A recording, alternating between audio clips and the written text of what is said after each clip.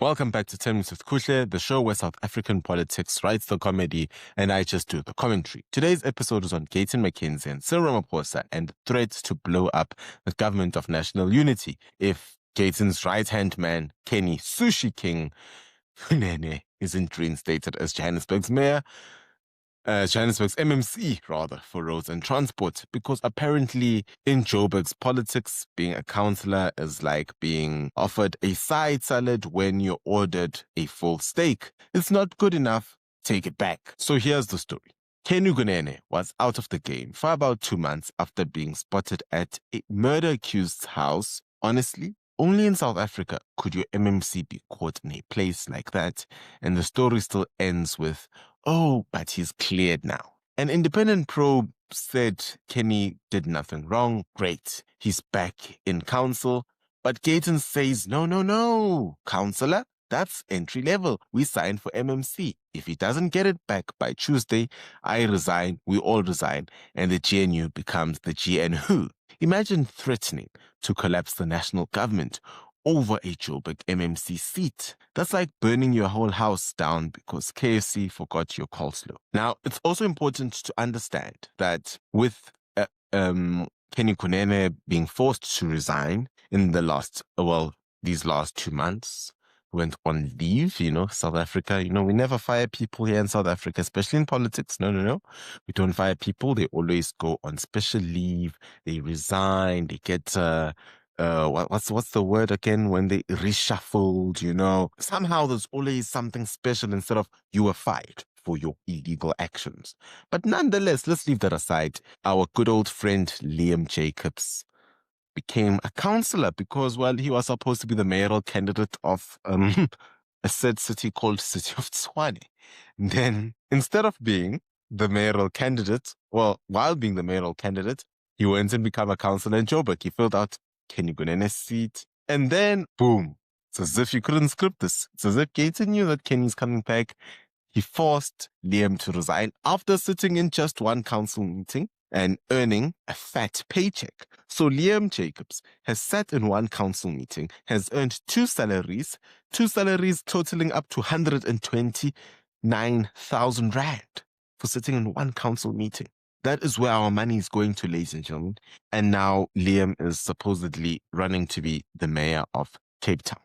You can't script this. This is what happens in parties that are one-man shows. This is exactly what happens. Now, rumors are flying that Julius Malema and the EFF want the same MMC portfolio. Because, of course, when there's political chaos, Malema shows up like that one cousin who appears whenever there's free food. Picture this. Mackenzie shouting, "It's ours." Malema saying, "No, it's ours." And the ANC in the middle like a divorced parent at a Christmas trying to keep both sides happy. And let's be honest, if Malema did get the roads and transport job, Joburg might finally get new potholes instead of just the old ones. But on a more serious note, I believe something's at play. Julius Malema aiming for this MMC of roads. Now, the idea is, if you've noticed, the EFF have got their national leaders starting to leave parliament and going back to the ground structures. And I believe that Julius Malema realizes that in order for him to resuscitate or to actually keep the EFF alive, he needs to go into local government. Because let's be quite honest, the EFF doesn't have any credentials. It doesn't have any government that it has run that it can speak of when it comes to electoral campaigning. I mean, at least Action SA has got Herman Mashaba. Even though, let's be quite honest, Herman Mashaba did not do much in service delivery. He was just deporting foreigners, and somehow people celebrated that. I mean, if we leave that aside, we look at Gayton McKenzie was the mayor of the Central Karoo. It was a whole PR stunt which grew his party, right? You look at Nasipi Mayor in Tshwane. These are all PR stunters. But let's look at a bigger story. Let's look at Helen Zille. The DA became popular through their excellent governance of the city of Cape Town. So Julius Malema probably realizes this. And it is said, according to, what I've been hearing from the grapevines, is that Julius Malema could possibly want to run for the mayor of the city of Johannesburg. Now, this is huge because This could be Julius Malema finally realizing that, well, I've not done much in my 40 years of existing besides spewing racial hatred, pushing for sanctions and being blacklisted by Western countries. Now he realizes that he needs to run a government. Now this is going to be very interesting because yet again, let's be quite honest, Helen Zilla's running for the mayor of Johannesburg. Which person can each party put up to contest with Helen Zilla? Because that was a real ace the DA pulled by putting Helen Zilla there. Let's look at the options. Actionists say I've got Herman Mashaba, or should I say Hairman Mashaba? The thing is, Herman Mashaba, if we have to look at his track record is as good as Operation Tutula. The only thing he achieved was to kick out foreign nationals. But no one speaks of the poorest service delivery that happened during his tenure. Now, let's park that aside. Let's look at parties such as Rise and Mzansi and their new conglomerate of Bossa and the rest. It seems as if they might pull a doozy. They might bring out Misimaimani to run for mayor, or they might be bringing out Lindiwe Mazibuko. Let's be quite honest. When Gwede Mantashe said you guys have got capacity dololo, we are also referring to Musi and to Lindiwe Mazibuko. Now, let's leave those aside. Let's look at the ANC. The ANC has got a candidate, arguably, called Dada Morero. And in order for us to see him, he needs to stand on a box in order for us to see him because that is how short he is. But there's one good thing about Dada Morero. There's one good thing.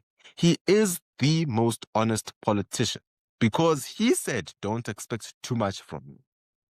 He was quite short and frank, no pun intended, that don't expect too much from. Then you look at the PA, the Patriotic Alliance.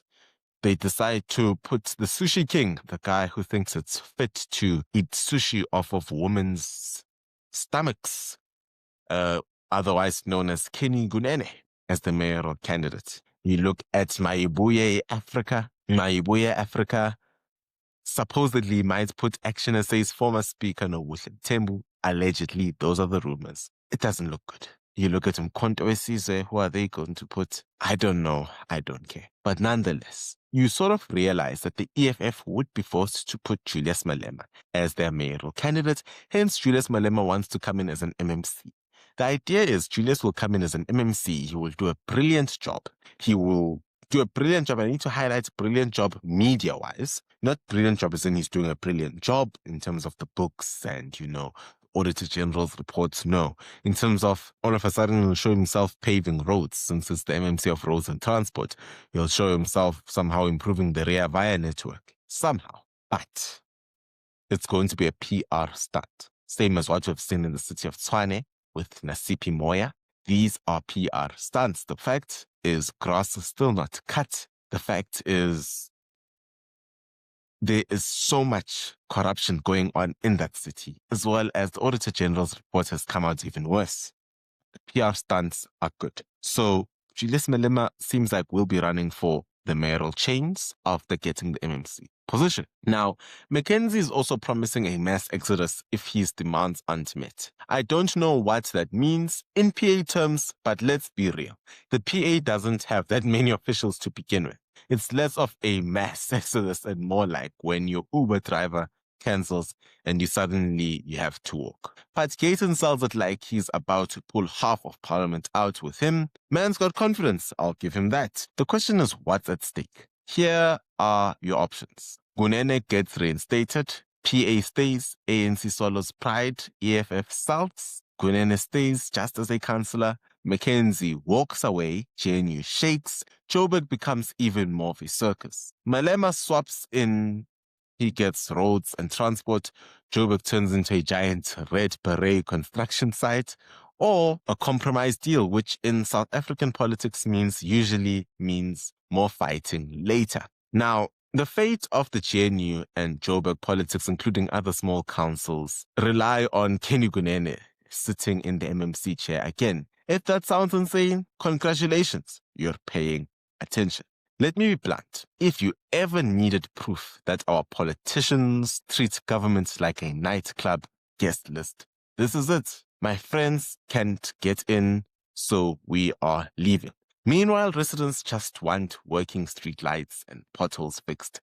But hey, why worry about roads? We can have political soap operas instead. Now, moving on to our second story of the day is President Cyril Ramaphosa is feeling a lot of pressure. Apparently, people in his party, and this will be pretty quick to go through because he has a doozy. People in his party are looking for a suitable replacement.